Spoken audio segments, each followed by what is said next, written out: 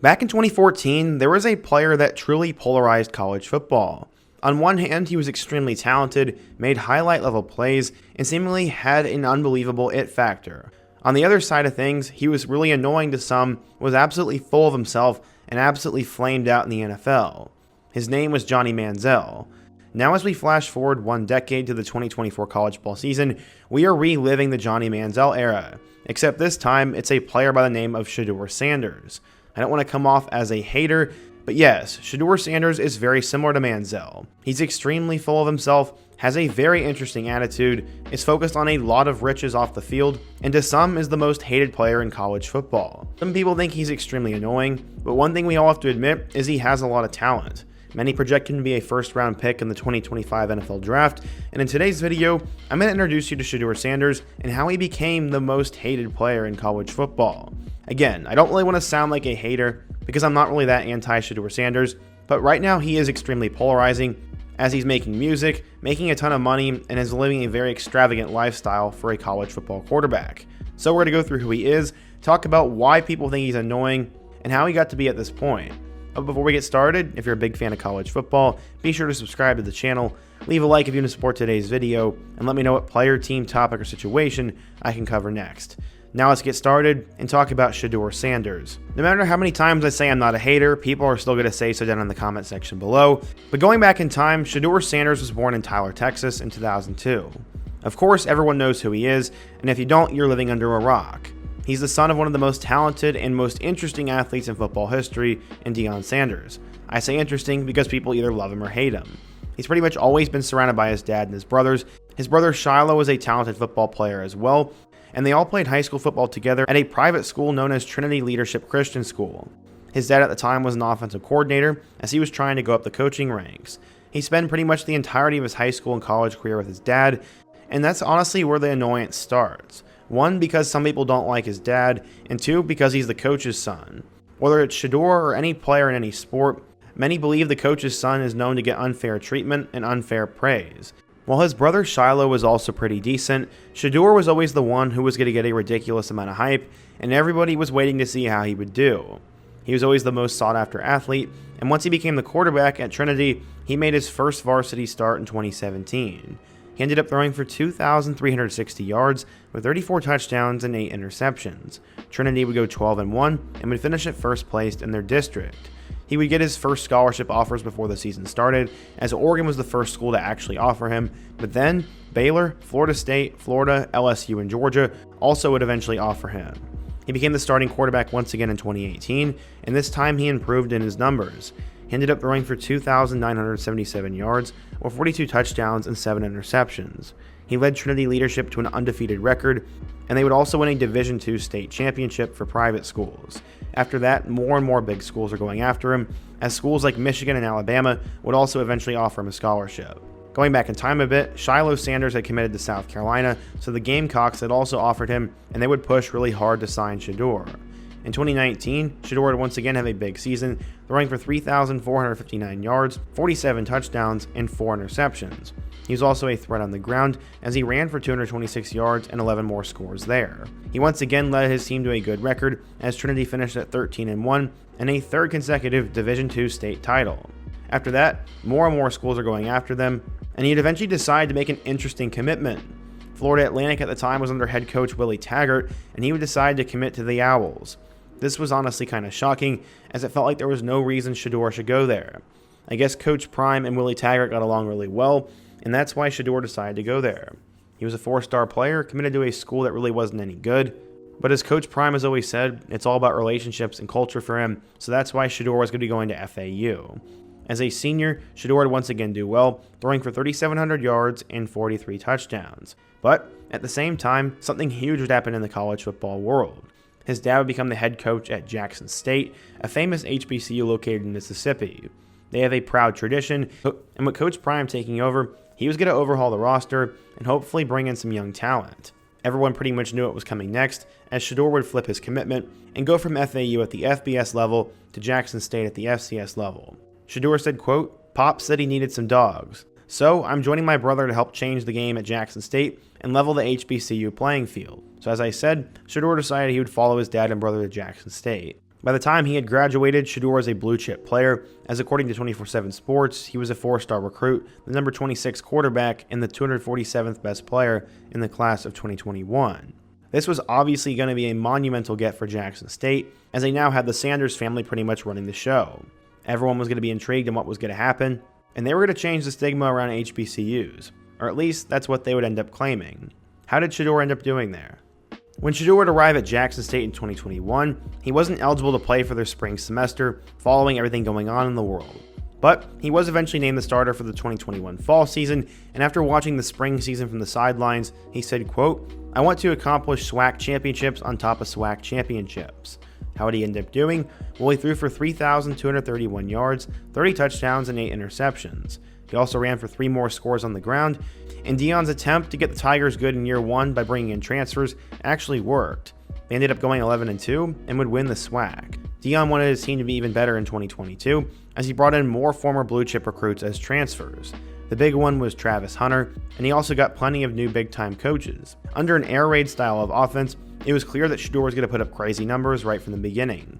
He ended up throwing for 3,732 yards with 40 touchdowns and just 6 picks.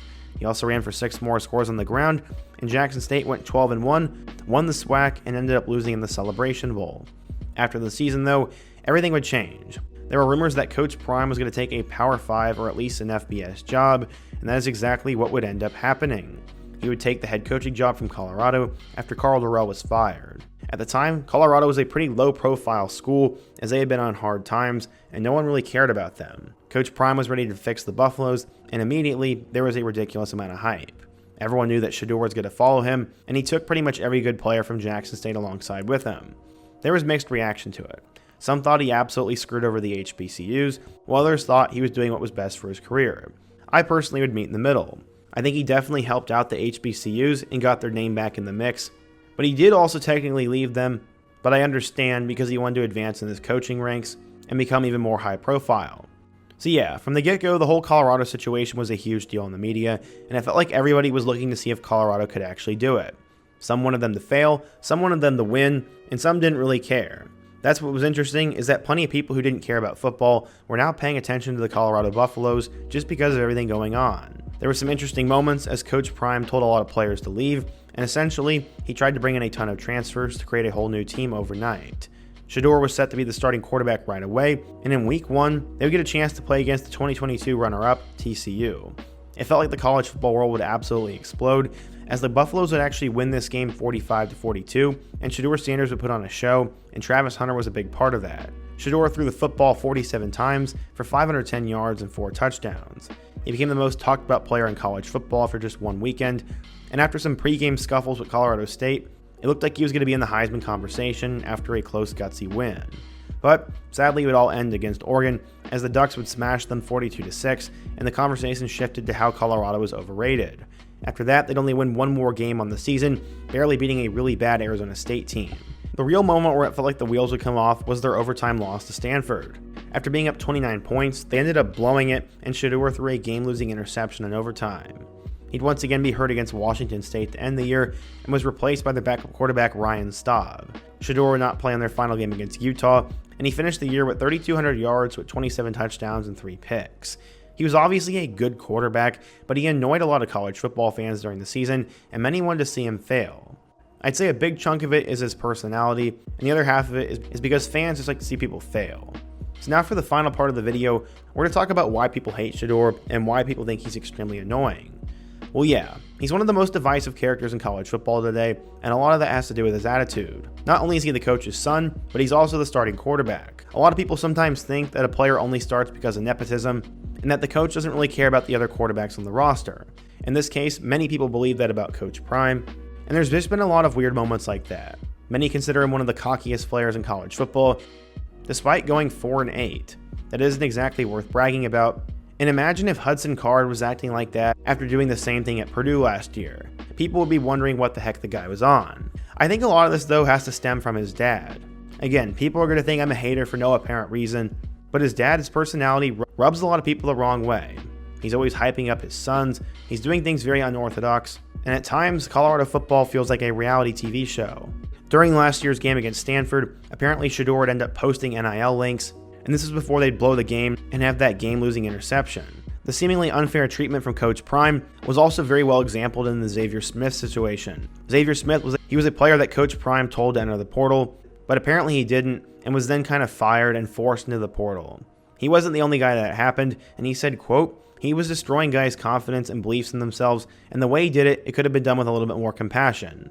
This whole portal stuff and forcing players in does happen a lot, but not typically with the way that Prime did it. He had a really good season at Austin Peay, and later even took to the Players Tribune to criticize Deion's lack of tact. Shedeur in turn retweeted Xavier and said he didn't remember him and called him very mid, which not only makes him seem like a massive jerk, but it also makes him sound like a terrible teammate. This isn't the only former player that Shedeur has messed with on Twitter, as he made threats to former Buffalo quarterback Gavin Colt as well. He even threw his own offensive line under the bus for not protecting him against Arizona State, and then threw a temper tantrum on the sideline, which good quarterbacks and leaders should ever do. Then there's also all the NFL stuff. He claims to be a top 2 pick, and Coach Prime only wants him to play for certain teams, and says that he wouldn't go off to the draft unless he was promised a certain spot. There seems to be a lot of excuses made for Shedeur, as Prime said, quote, "He's upset with the way it's going, and he's upset with hit after hit after hit. You think he's happy, but he's the most sacked guy in college football." While most of those sacks are attributed to the offensive line, most analysts agree that Shedeur holds onto the ball for too long and tries to make himself a hero, and that's the reason for the majority of them. He also has a ton of NIL deals for his exposure, as he wears an expensive Rolex during games and drives around in a Rolls Royce. It makes him seem like a spoiled jerk, and his dad said he had never taken a campus on Colorado's campus until April. He already claims he's the best player in the 2024 NFL draft class, and just a few weeks ago, he released a rap song under his own name. He and the rest of his family even demeaned the 19 transfers that left Colorado, and many did so because of Prime's favoritism. They called them terrible players and that they weren't worth starting spots. They forget that depth is very important in college football, and they also forget that they're not exactly a national championship caliber team. He's obviously not really getting hate for being a pretty good quarterback, but it's more so about his attitude, how he carries himself, and who his coach is. It seems he's more concerned with himself and his image and his brand than he is about actually winning football games, showing NFL-style leadership traits, and just leading by example. A good quarterback helps his teammates, a good quarterback takes accountability, a good quarterback isn't full of himself, and a good quarterback wants to win football games. Honestly, in general, it's good to not be full of yourself even if you are that good, as there are plenty of big-time players who don't even celebrate when they catch touchdown passes, and it doesn't seem to even faze them when they make big plays. That's because they truly want to be leaders, and not everything is about themselves. If Shedeur Sanders would just shut his mouth, play the game of football, not say anything, win games, and show those leadership abilities, he could probably be a first-round draft pick. But this is definitely going to scare NFL teams away, as not only is that a red flag, but then you'll have to deal with his dad, and it's definitely going to be really interesting to watch in the 2025 draft. Colorado only won 4 games last year, and in my opinion, as they go to the Big 12, I don't really see their win total going up that much. They've lost a couple of big names, including their running back Dylan Edwards, and honestly, I think it's all going to end up blowing up. Again, people are definitely going to think I'm a hater, but I think I'm just saying it how it is. Colorado has shown absolutely no reason of improvement. They ended up losing all their games last year, lost some key players, and didn't exactly fix much. What's going to be really interesting is what Colorado does once Shedeur leaves, as I wonder how that quarterback position and how all the team chemistry stuff will be handled. But for now, this is why many people think Shedeur Sanders is the most hated player in college football. I'm just giving examples and pretty much laying it out how it is, and if you disagree, feel free to let me know down below. I'd like to hear an actual good reason, and not just say that I'm a hater, or for other reasons that I'm not going to talk about. I definitely hope for the best for him, as I actually think he's a pretty good player and really fun to watch, but maybe just focusing on winning football games and showing those NFL leadership traits would do him and the Colorado football program a lot of good. But again, what the heck do I know? I'm just a guy sitting behind a microphone. But what do you guys think? Do you think Shedeur Sanders is the most hated player in college football? Why do you think he has that reputation? And do you think he should fix it or keep doing it the same way? Be sure to let me know down below. Let me know how you think him and Colorado do in 2024, and let me know what other topic, player, team, or situation I should do next. Before you go, don't forget to also leave a like, subscribe if you're new, and check out all my other videos on the end screen. Hope to see you guys again soon, but until next time, peace.